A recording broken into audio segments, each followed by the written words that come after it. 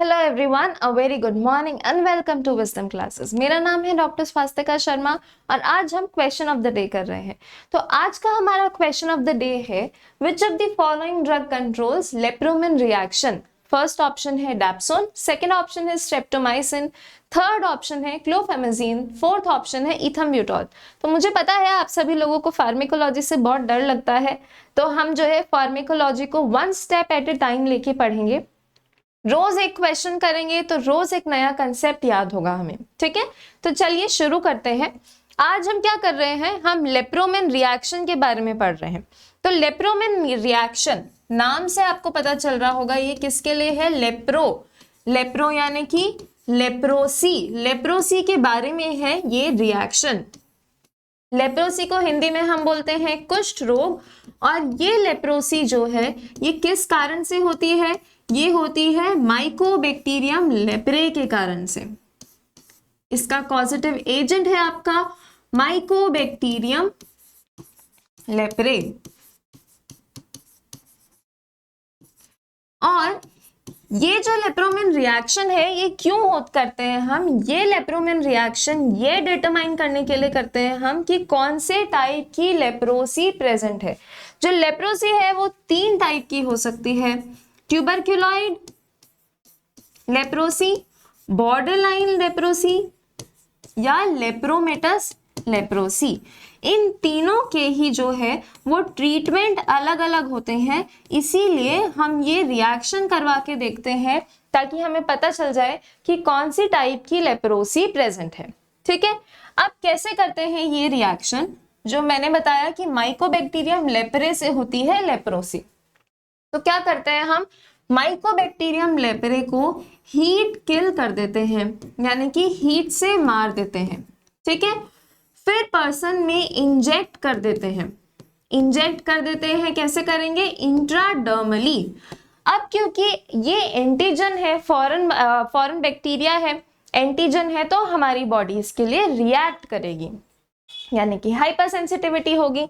कौन सा टाइप का हाइपर सेंसिटिविटी रिएक्शन है ये, डिलेड टाइप का, क्योंकि अभी हम देखेंगे कि हम जब इंट्राडर्मली इंजेक्ट कर देते हैं तो उसके 3 हफ्ते बाद पेशेंट को बुलाते हैं। पहले तो फर्स्ट डे पे बुलाते हैं ये देखने के लिए कि कोई एडवर्स रिएक्शन तो नहीं हो गया है पेशेंट में। उसके बाद 3 हफ्ते बाद बुलाते हैं, क्योंकि 3 हफ्ते बाद लेप्रोमिन रिएक्शन का रिजल्ट आता है उस पर्सन में। कैसे रिजल्ट आएगा, अगर देखिए इंड्यूरेशन होगा पेशेंट में, अगर ये लेप्रोमिन रिएक्शन के बाद इंड्यूरेशन है पेशेंट में, प्रेजेंट है, तो यानी कि पेशेंट में लेप्रोसी है। और अगर ये इंड्यूरेशन प्रेजेंट नहीं है तो यानी कि पेशेंट में लेप्रोसी नहीं है। मैं दोबारा बोलती हूँ कि ये कंफर्मेटिव टेस्ट नहीं है, पर हाँ प्रीलिमिनरी टेस्ट है कि अगर लेप्रोसी है तो इंड्यूरेशन प्रेजेंट होगी। अब देखिए इंड्यूरेशन अगर 4 mm से ज्यादा की है तो पेशेंट को ट्यूबरक्यूलॉइड लेप्रोसी है।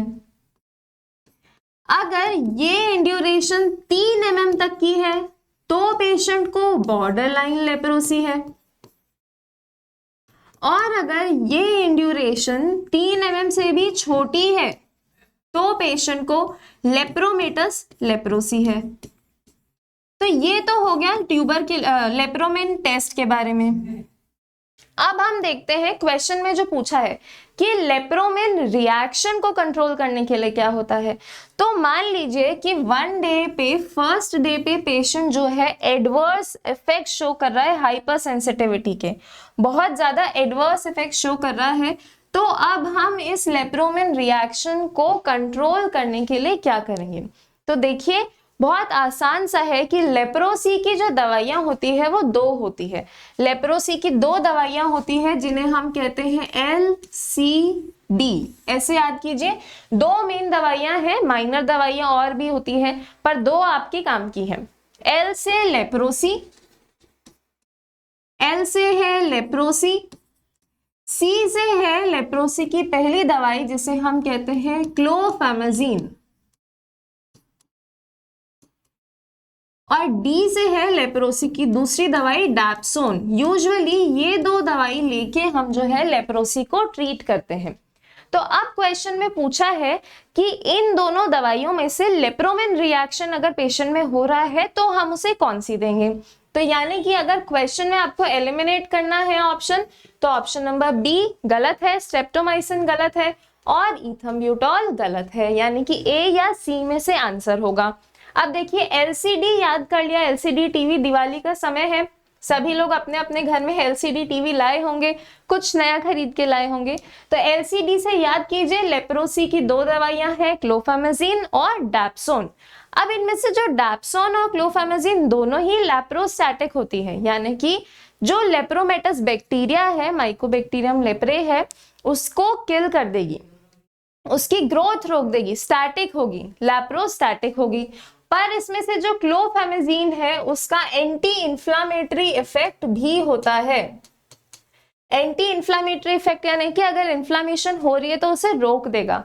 तो इसीलिए लेप्रोमेन रिएक्शन में जब ये हाइपर सेंसिटिविटी का रिएक्शन यहाँ होने लगता है तो हम क्लोफेमेजिन देते हैं पेशेंट को, ताकि उसका जो हाइपर सेंसिटिविटी का रिएक्शन है वो रुक जाए लेप्रोमेन टेस्ट के कारण।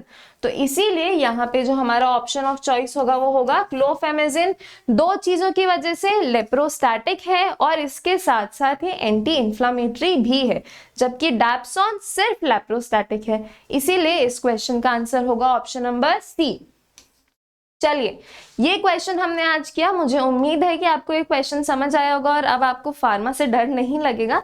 धीरे धीरे करके हम ऐसे ही और फार्मा के कई सारे क्वेश्चंस करेंगे जिससे आपके सभी जो डाउट्स हैं वो क्लियर हो जाए। A very thank you to all, do like, share and subscribe our channel.